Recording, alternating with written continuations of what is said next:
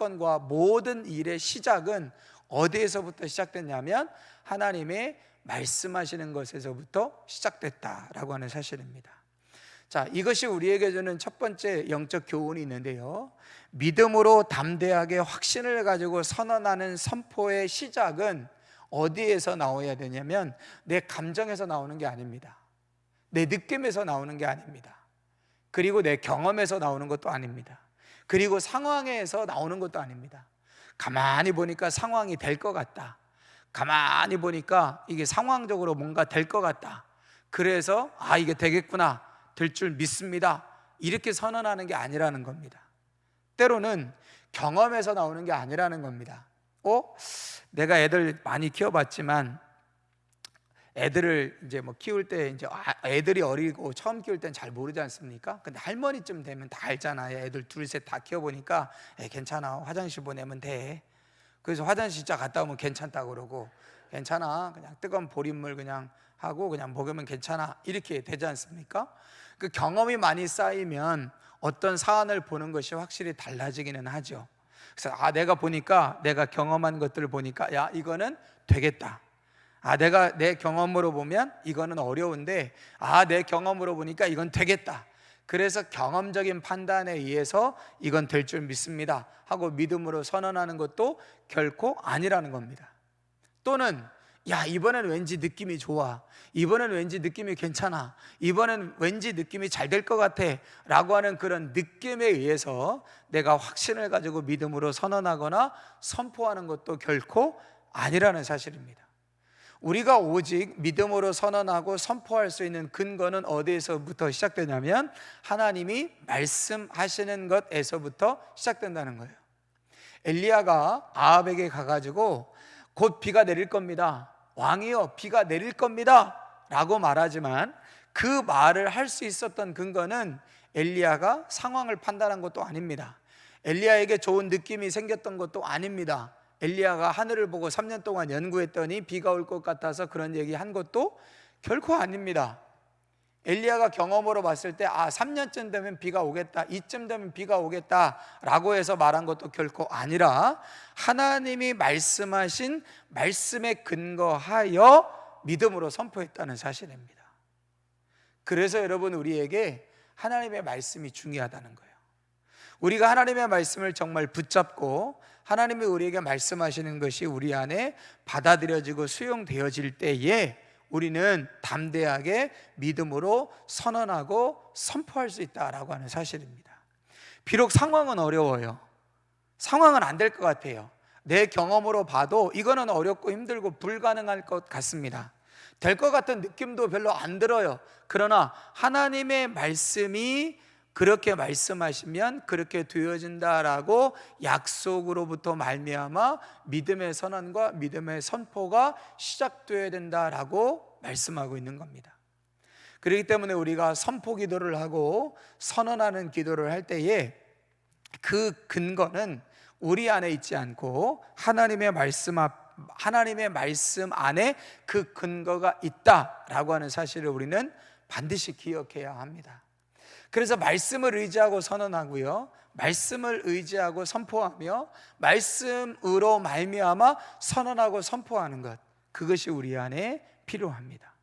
그렇기 때문에 하나님의 말씀이 우리 안에 있어야만, 하나님의 말씀을 붙잡을 때만 우리 안에 담대하게 또 확신을 가지고 자신 있게 믿음으로 선언하고 선포하는 이런 선포가 또 믿음의 확신이 우리 안에 나타날 수 있다라고 하는 사실입니다.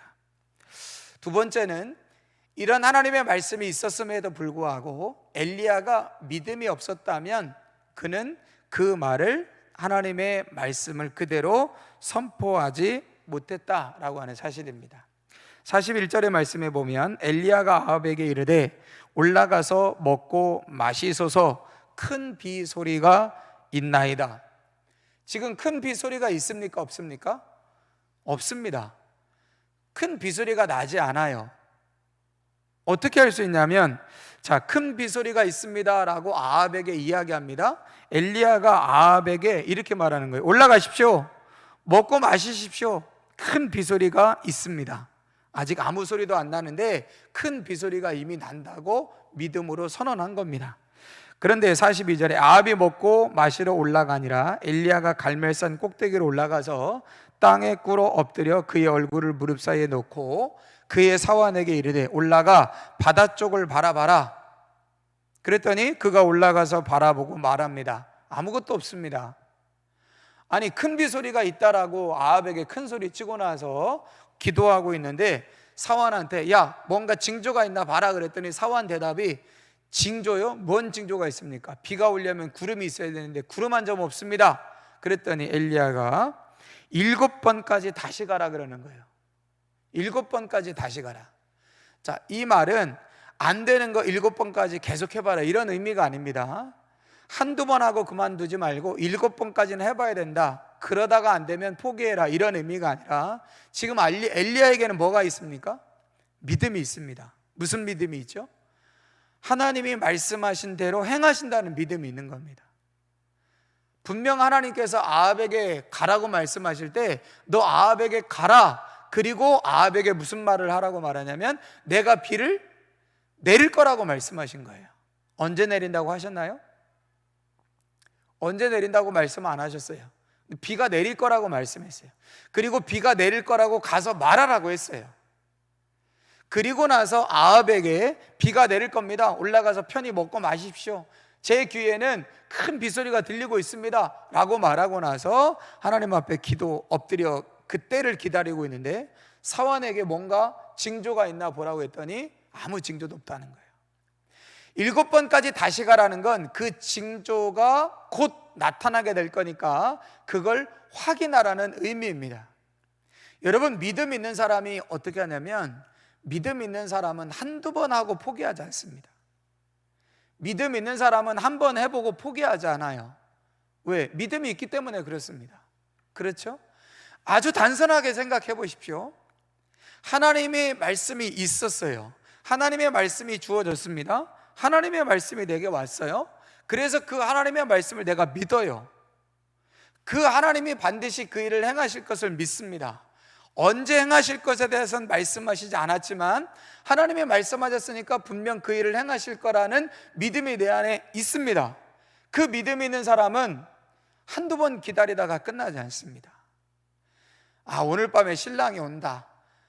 정확하게 몇 시에 올지 모르지만 분명 오늘 안에 신랑이 온다라는 믿음이 있는 사람은 뭐합니까? 기다립니다. 신랑이 올 것을 확신하고 믿는 사람은 기다리죠. 10분 20분 기다려보고 아님 말고 그런 사람은 믿음이 없는 겁니다. 어떤 사람은 누구와 만나기로 약속했는데 어떤 사람은 그 사람을 기다릴 때 그 사람 약속하면 반드시 와. 좀 늦더라도 꼭 오는 사람이야. 그 사람은 말한 것은 반드시 지키는 사람이야. 뭔가 문제가 있어도 늦게 오나 보지. 그 사람이 온다고 했으니까 꼭 올 거야. 이렇게 그 사람에 대해서 신뢰가 있고 확신이 있는 사람은 그냥 앉아서 느긋이 기다립니다. 그렇죠? 근데 그 사람 온다고 했는데 올라나 몰라. 맨날 온다고 하고 안 오는 것도 지금 몇 번이고 한다고 했는데도 안 하는 것도 몇 번이라 내가 몇 번 속았어. 근데 이번엔 온다고 했으니까 한번 믿어보지 하고서 기다리는 사람은 안절부절입니다. 이걸 가야 되나 말아야 되나. 왜죠? 믿음이 없습니다. 신뢰가 없어요. 그냥 믿어보는 겁니다. 그냥 이번 한 번만 믿어줘 보는 것이지요. 엘리야는 하나님을 지금 믿어드리는 게 아닙니다. 엘리야는 지금 하나님을 한번 믿어보자 이게 아니에요. 분명하고 확신한 믿음이 그 안에 있었습니다. 그래서 아합에게 분명히 이야기했고 그리고 사환에게 7번까지 가서 다시 그 증거를 보라고 말한 겁니다. 자, 사환이 본 게 뭐죠? 44절입니다. 7번째 이르러서는 그가 말하되 바다에서 사람의 손만한 작은 구름이 일어나나이다. 사환이 본 거라고는 저 바다에서 아주 손바닥만한 작은 구름이 일어나기 시작한 것입니다. 자연적으로 보면 이것은 비가 올 수 있는 큰 징조라고 말할 수 없어요. 그런데 엘리야는 이걸 어떻게 받아들이느냐? 이르되 올라가 아합에게 말하기를 비에 막히지 아니하도록 마차를 갖추고 내려가라 라고 이야기합니다. 그러니까 손바닥만한 작은 구름을 보고 이제 하나님이 말씀하신 그 일이 시작되어질 것이다 라고 하는 것을 알게 되어지는 것이죠. 그걸 통해서 믿음을 갖는 게 아니라 믿음을 통해서 그걸 확인하는 것입니다. 여러분, 언제나 어떤 것을 통해서 내가 믿음을 갖는 경우도 있지만 반대로 믿음을 통해서 그걸 확인하는 경우도 있어야 돼요. 여러분, 이 두 가지가 우리 안에 항상 같이 있어야 됩니다. 그러니까 영적 생활은, 건강한 영적 생활이라고 하는 것은 언제나 이 두 바퀴가 다른 모든 부분에서요 한쪽으로 치우치는 것이 아니라 굉장히 균형이 중요한데, 이 부분도 마찬가지입니다. 어떤 부분을 통해서 내가 믿음을 갖게 되어지는 것, 이게 신앙생활이에요. 그러니까 내가 믿음이 없었는데 어떤 실제적인 증거와 사건을 통해서 내가 믿음을 갖게 되는 겁니다. 이게 신앙생활이죠. 신앙생활에서 이게 필요합니다. 그런 것들이 우리 안에 경험되어지는 것이 신앙생활이어야 돼요. 근데 또 하나는 뭐가 있어야 되냐면, 내가 분명 믿음이 있어요. 그 믿음이 있어요. 근데 그 믿음이 실제적으로 증명되어지는 것도 필요하다는 겁니다. 이 두 가지가 항상 같이 가야 된다는 거예요.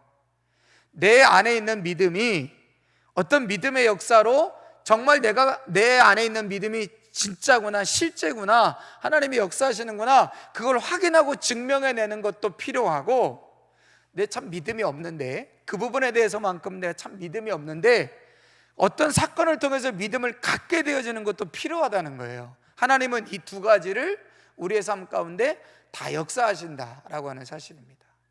어떨 때는 우리가 믿음 없을 때는 하나님이 믿음을 갖도록 하기 위해서 하나님이 어떤 일들을 우리 가운데 일으키신다는 거예요.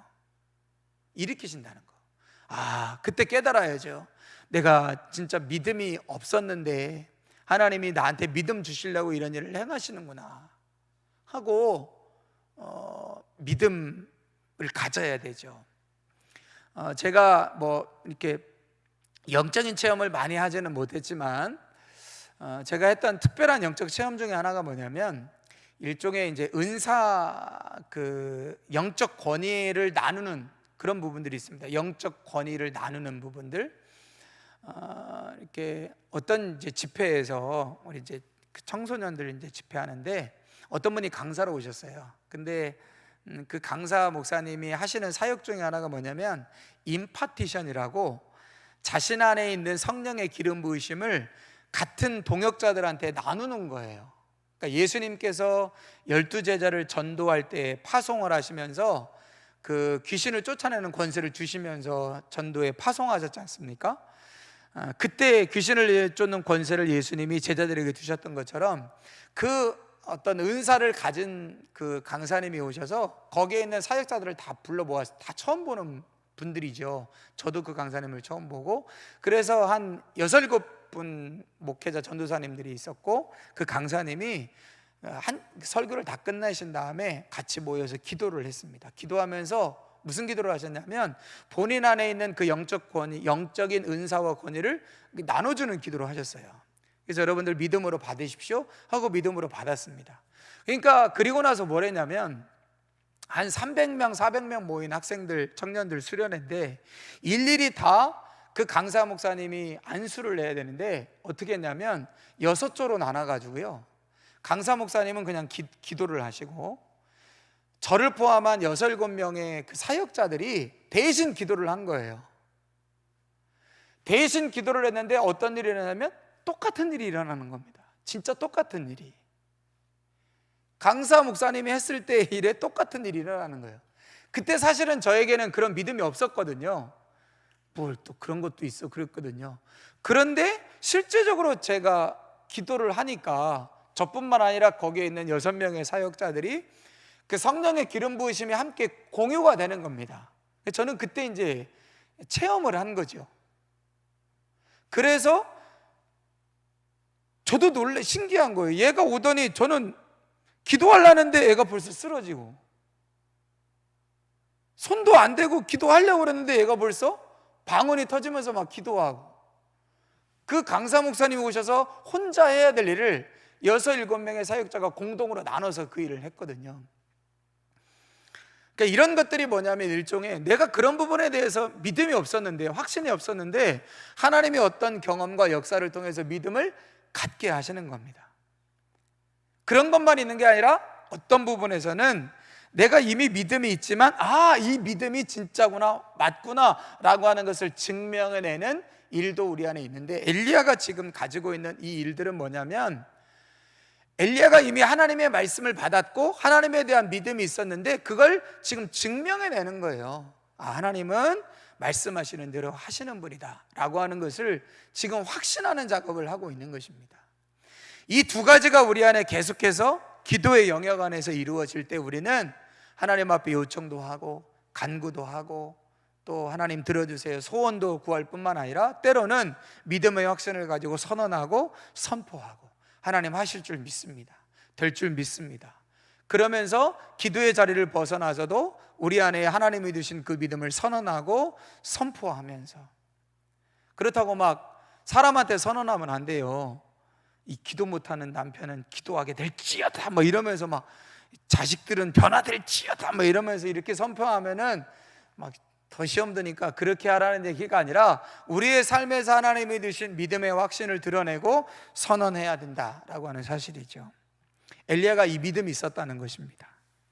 세 번째, 이 믿음의 선포에 대한 기도를 할 때 중요한 것이 뭐냐면, 하나님의 말씀과 엘리야가 믿음으로 선언하고 선포하는 것 사이에 치열한 싸움이 있었다는 거예요. 그러니까 18장 1절과 18장 41절 사이에 어떤 일이 일어나는지 잘 아시죠? 갈멜산에서 850명의 바알과 아세라 선지자들과 엘리야가 싸우는 겁니다. 무슨 싸움을 합니까? 누가 진짜 우리의 이스라엘을 통치하시는 신이신가 한번 드러내보자. 그러면서 갈멜산에서 제물을 올려놓고 하늘에서 불이 내려와 제단의 제물을 불태워주는, 기도에 응답하는 그 신이 이스라엘을 다스리시는 신이다 라고 하는 걸 증명해내는 갈멜산의 싸움이 있었다는 겁니다. 분명한 것은 이것이에요. 하나님의 말씀이 우리 안에 주어질 때, 하나님의 말씀이 주어졌는데 그걸 내가 믿음으로 반응하는 게 그냥 자연적으로 이루어지지 않는다는 겁니다. 그냥 자동적으로 이루어지지 않는다는 거예요. 그러니까 하나님이 내게 말씀하시잖아요. 하나님이 내게 말씀하시면 무조건 내 안에 믿음이 생겨가지고 그 믿음을 자신 있게 선언하고 선포하는 것이 그냥 자연스럽게 당연하게 되느냐? 그렇지 않다는 거예요. 하나님의 말씀이 내 안에 믿음으로 작동되어지는 그 과정 안에는 뭐가 있느냐? 믿음의 싸움이 있다는 거예요. 믿음의 싸움이. 그래서 히브리서 4장 말씀에 보면 뭐라고 되어 있냐면, 사람들이 하나님의 말씀을 듣고도 하나님의 말씀을 듣고도 그냥 그 말씀이 역사하지 않는 이유는 뭐냐면, 듣기는 들었는데 그 들려진 말씀에 뭘 섞지 않는다고요?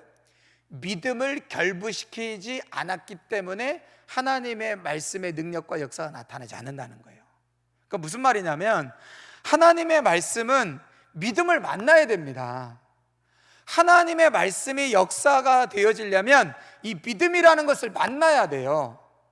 그래서 이 하나님의 말씀과 믿음이 서로 결합이 되어야 되는데, 이 결합의 과정 가운데 싸움이 있다는 겁니다. 하나님의 말씀과 믿음이 서로 결합하지 못하도록 하는 방해의 싸움이 있다는 거예요. 이 싸움에서 승리해야만 하나님의 말씀이 믿음으로 받아들여져서 믿음의 선포가 나아가게 된다라고 하는 사실입니다. 하나님의 말씀을 들을 때는, 하나님의 말씀을 읽고 은혜 받을 때는 다 그렇게 될 것 같아요. 그런데 막상 그것이 내 삶에 적용되어질 때는 이래서 안 될 것 같고 저래서 안 될 것 같고 환경이 안 될 것 같고 상황이 안 될 것 같고 느낌이 안 될 것 같고 형편이 안 될 것 같고 능력이 안 될 것 같고, 이런 것들이 우리 안에 자꾸만 생각이 되어지고, 그래서 하나님의 말씀과 믿음을 결부시키지 못하게 하는 이 싸움이 일어나게 되어지는데, 이 싸움에서 엘리야가 갈멜산에서 승리했던 것처럼 우리도 승리할 수 있어야 바로 우리 안에 담대하게 믿음의 선포가 나아갈 수 있게 되어진다라고 하는 사실입니다. 오늘이 선포기도라고 하는 걸 통해서 다시 한번 우리 안에 동일한 영적 진리들을 같이 생각해 봤습니다. 하나님의 역사의 시작은 나로부터 시작되는 게 아니라 말씀부터 시작되어진다. 언제나 시작은 하나님의 말씀부터 시작되어집니다. 하나님의 말씀으로 시작되었지만 그 말씀을 받는 사람이 믿음이 있어야 됩니다. 그 믿음으로 하나님의 말씀을 받아야 하나님의 역사가 이루어지고 우리가 담대하게 믿음으로 선포할 수 있습니다. 그런데 하나님의 말씀과 이 믿음이 결부되어질 때 일어나는 싸움이 있는데 이 싸움에서 우리가 승리해야 됩니다. 엘리야가 갈멜산에서 승리했던 것처럼 이 싸움을 우리가 외면하지 말고, 이 싸움을 우리가 포기하지 말고, 이 싸움에서 우리가 물러나지 않고 하나님의 말씀과 믿음을 결부시켜내는 이 믿음의 싸움을 싸워 이기고 난 믿음의 선포, 믿음의 선언, 하나님이 하실 것이다, 하나님이 하실 겁니다, 하나님이 이루실 것입니다 라고 믿음으로 선언할 때 그 선언이 능력이 되어 하나님께서 역사하실 것이다 라고 하는 사실입니다. 여러분, 우리의 기도 안에 요청과 간구와 소원을 아뢰는 기도만이 아니라 하나님 앞에 하나님이 행하실 줄 믿습니다. 그리고 우리의 삶에서 하나님이 이렇게 해주세요 라고 하는 삶의 소원을 우리 일상의 삶에서 구하는 것도 중요하지만 하나님 이렇게 하실 줄 믿습니다. 주님이 말씀하셨고 그 말씀에 대해 내가 믿음의 싸움을 싸워 내가 그걸 믿음으로 받아들였고 그래서 내가 믿음으로 선언합니다, 내가 믿음으로 선포합니다, 그렇게 될 줄 믿습니다 라고 하는 이 믿음의 선포가 우리의 기도가 되고 우리의 간구가 되어져서 하나님이 일하시고 하나님이 역사하시는 그 은혜를 또 경험하고 체험하실 수 있는 저와 여러분들의 기도 생활이 되시기를 주의 이름으로 축복합니다. 우리 같이 한번 이제 들은 말씀 기억하시면서 우리 기도할 텐데요. 기도 제목들